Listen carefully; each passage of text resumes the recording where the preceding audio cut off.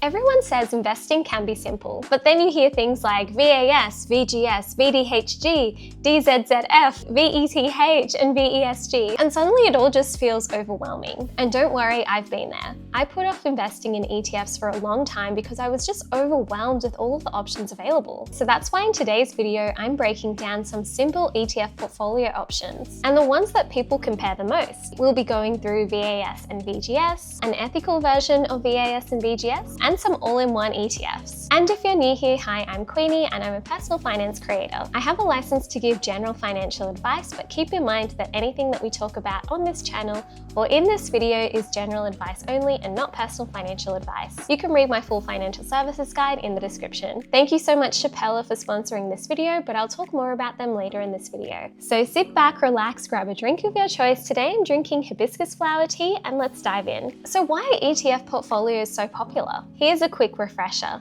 ETF stands for Exchange Traded Fund. Think of it a little bit like buying lollies. Let's say you go to the shops and you're not sure which packet of lollies to get. Do you get the snakes? Do you get the strawberries and cream? Or do you get the pineapples? Or instead of buying all of these individual lollies, you could buy a party mix bag of lollies with all of these different lollies inside the one bag. It's also a lot cheaper than buying them all individually. Buying an ETF is kind of like buying a party mix bag of lollies. You get lots of different types of lollies in the one bag. And an ETF basically has the same principle. Instead of just buying one stock of one company, you get to buy stocks of heaps of different companies in the one investment. And this is one of the reasons why ETFs are so popular. Instead of trying to pick the perfect company, you can buy a diversified basket of different companies and spread your risk across many different investments. Warren Buffett, one of the richest people in the world, has also spoken positively about index funds, which are similar to ETFs. In his 2013 Berkshire Hathaway shareholder letter, he said the instructions in his will were for 90% of the cash left for his wife's benefit to go into a low-cost S&P 500 index fund and 10% into short-term government bonds. It doesn't mean that everybody should be copying this split because it is very US focused and everyone's situation and portfolio preferences are different. But the principle is still there. Buying simple, low-cost, diversified investments are the way to go, even when you're one of the richest people in the world. So now let's dive into Portfolio 1, VAS and VGS. VAS is the Vanguard Australian Shares ETF, and VGS is the Vanguard International Shares ETF. So what's inside VAS? VAS gives you exposure to some of the biggest companies on the Australian Stock Exchange, like BHP, Commonwealth Bank, Westpac, NAB, ANZ, Wesfarmers, and more. Many of the companies that make up this ETF are in the financial space, materials, industrials, consumer discretionary, real estate, and more. The management fee for this ETF is 0.07%, and it suits investors who want to invest in this ETF for at least 7 years or more. If you invested $10,000 into this ETF 5 years ago, you would have $14,639 today. VAS is one of the most popular ETFs on the Australian market, and one of the benefits of investing in VAS is Australian companies usually pay pretty high dividends compared to the rest of the world, and these dividends may also come with franking credit. Here's an interesting chart that shows you the Australian dividend income compared to the rest of the world, and as we can see, Australia is among one of the highest in the world. And if you're curious about what franking credits are, here's an explainer. When you invest in Australian shares, you may get a dividend and also a franking credit attached to it. Here's how it works. If an Australian company has already paid tax on their profit, eligible Australian shareholders may be able to receive a franking credit or a tax credit for the tax that the company has already paid on their dividend. So let's say, for example, you receive a $1,000 dividend from an Australian company that is fully franked. You also receive a $428 franking credit attached to it. So in your tax return, you put that you received $1,428 in taxable income. If your marginal tax rate is 30%, you don't need to pay any extra tax because the company has already paid 30% tax on that dividend. But if you have a higher marginal tax rate than 30%, you may need to pay slightly more top-up tax. And let's compare it to a $1,000 dividend from an overseas company. You receive a dividend of $1,000, and if your marginal tax rate is 30%, then you pay $300 tax. So the cash that you receive after tax is $700. So franking credits can be a nice feature of VAS and Australian companies, but they're not a reason to only invest in Australian shares, because a lot of the large companies in Australia aren't really looking to reinvest their profits to grow their business even more. Compared to some companies overseas in a country like the US, a lot of the companies there prefer to reinvest their profits back into their business to grow, which could also mean more growth of the business and the shares over time. So that's why it's always a good idea to consider diversification allocation in your portfolio. Now let's go through VGS. VGS is the Vanguard International Shares ETF.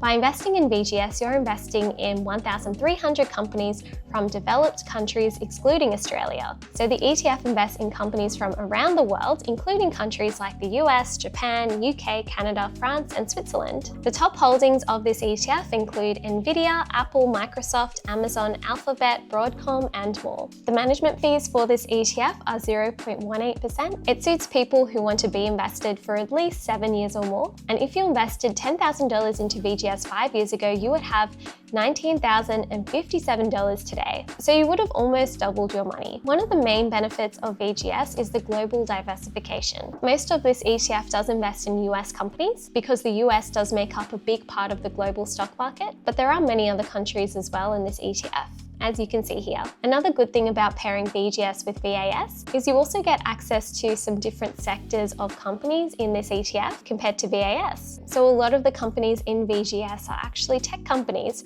followed by financials and industrials. So why do these two ETFs work well together? The great thing about pairing VAS to VGS is you get access to the world stock markets without these two ETFs overlapping. VAS covers the Australian market and VGS covers the global market excluding Australia. So by pairing VAS and VGS, it means that you're not accidentally buying the same companies twice. So now that we know more about these ETFs, here are some examples of different splits that you could have in your portfolio. And keep in mind, these are examples only and not recommendations. The first one is 40% VAS and 60% VGS. So if you're investing $10,000, that would be $4,000 into VAS and $6,000 into VGS. Another split could be 30% VAS and 70% VGS, and this gives you more global diversification. And another split could be 20% VAS and 80% VGS, and this gives you even more global diversification. Keep in mind that Australia only makes up about 1.5 to 2% of the global stock market. So that's why it's also a good idea to make sure that we are diversifying our investments. If you would like to invest in these ETFs, the app that I use is called Perla. If you have the skills to buy something on your phone, then you have the skills to make an investment. I'll show you just how easy it is. So to buy it, I simply go here, ASX Invest. Here I can search for the share that I would like to buy, for example, VGS. And then I click buy. I can put in how much I would like to invest, for example, $1,000. And then to buy it, I simply click on next and then confirm. One of my favorite features of Perla is they have this amazing automated investing feature. To get there, I simply click automate. And here you can see I have an automation set up to invest in my ETF portfolio option. To be honest, I do update this ETF portfolio automation quite a lot because I keep changing my mind between which ETF portfolio I want to invest in. So let me show you how it's set up and how you can set it up as well. So I simply name it. Here I can choose the investment trigger. I've just put $1,000. My strategy is to invest in the lowest share, and I prefer to just invest in one ETF at a time. And I prefer doing the automatic rebalancing. And this will basically calculate which share or ETF is furthest away to make one investment each round. Here I can put in the split that I want. Let's say, for example, I want to do 80% and 20%. Or something like that, or maybe even 90%, 10%, and it actually shows me what my current portfolio is at with these ETFs compared to what I want my portfolio to be. And then I can simply update the automation. I really do love this feature because it does save me a lot of hassle having to calculate which share or ETF I need to buy each time because it just automatically does it for me. So don't forget, if you would like to try Perla for yourself, you can use my code Queenie for a $20 credit. But before you set up an automation, it's important to consider brokerage fees because brokerage fees can really eat into your returns, especially if you're regularly investing small amounts of money. Perla charges a flat fee of $6.50 whenever you're buying or selling shares, but you can also prepay your credits and save 15% off. So the brokerage fee would be $5.50 instead. Using this flat fee structure, here's what this could look like when you are investing different amounts of money. With a $1,000 investment, a $6.50 brokerage fee is 0.65%. With a $2,000 investment, the brokerage fee is only 0.325%. With a $5,000 investment, the brokerage fee is 0.13%, and with a $10,000 investment, the brokerage fee is only 0.065%. So since Pearler does charge a flat fee, it might make more sense to invest bigger amounts of money, because then the brokerage fee is a smaller percentage of your investment amount. But of course, this is all up to you and what you prefer to do. My personal rule is I do like to invest at least $1,000 at a time. Another thing to consider before you sign up to an investing app is to see whether they are CHESS sponsored. CHESS sponsored basically means that your shares are held under your own individual holder identification number, or HIN. So instead of a broker basically pooling investments on your behalf, which is what investing platforms using the custodial model usually do, with a CHESS sponsorship model, your shares are actually registered under the ASX in your own holder identification number, and they're registered to you through the CHESS system. This is another thing that I do like about using Pearler, because if there's even a slight chance any investing app could potentially go under, at least I know all of my investments are held in my own name and my own holder identification number, and they're registered with the ASX. So it's not so difficult for me to get a hold of my investments. It still may not be difficult with the custodial model, but it all depends on the company that you invest with and how they separate different people's individual assets. So before you sign up to an investing app, definitely consider these things: what the brokerage fees are, if there are any account or subscription fees, if there are any foreign exchange fees if you are investing overseas, whether the investing platform is CHESS sponsored or uses the custodial model, what the minimum investment amount is, and if it has an automated investing feature. This is personally why I do love using Pearler. They are CHESS sponsored, and I have been using them for 5 years or more, and I honestly love their automated investing feature. And remember, if you would like to try them for yourself, you can use my code Queenie for a $20 credit. So the next portfolio option is VETH and VESG, and this portfolio is basically an ethical version to VAS and VGS. VETH is the Vanguard Ethically Conscious Australian Shares ETF, and VESG is the Vanguard Ethically Conscious International Shares ETF. VETH invests in 240 ethically screened Australian shares. They exclude companies involved with fossil fuels, alcohol, tobacco, gambling, weapons, and more. The top holdings of this ETF include Commonwealth Bank, Westpac, NAB, Wesfarmers, ANZ, and more. The management fees are higher than VAS at 0.16%. They suit long-term investors who want to be invested for at least 7 years or more, and if you invested $10,000 into VETH 5 years ago, you would have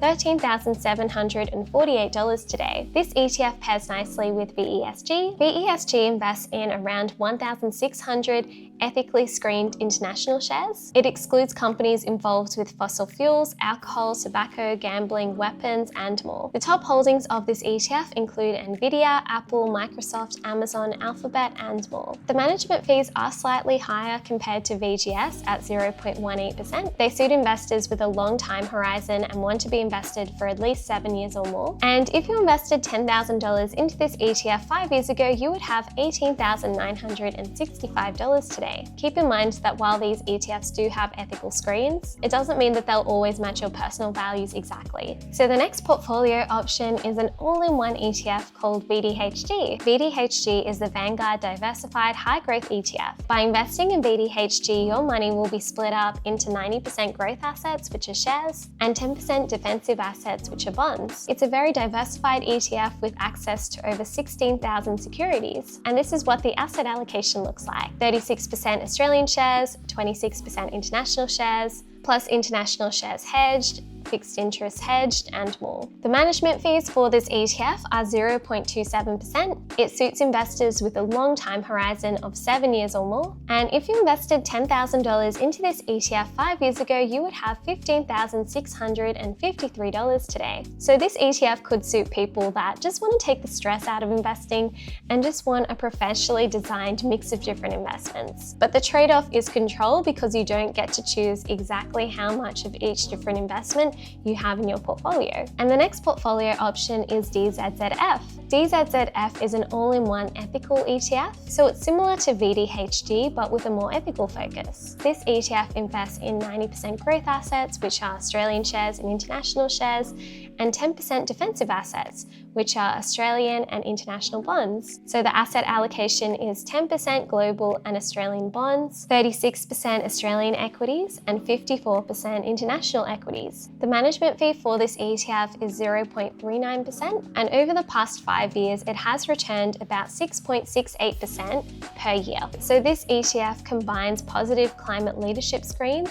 and a broad set of ESG criteria. So let's recap the different ETF portfolio options. So the first one is VAS and VGS, and this suits people that want a bit more control. The next one is VETH and VESG, and this suits people that prefer ethical investing and also want control over their portfolio. The next one is VDHG, and this suits people that just want simplicity. And finally, there's DZZF for people who want simplicity but also want ethical screening as well. Thanks so much for watching this video all the way through. Your secret word is rocket ship. So write us a comment below with the word rocket ship in there just so we know you watched this video all the way through. Thank you. Bye.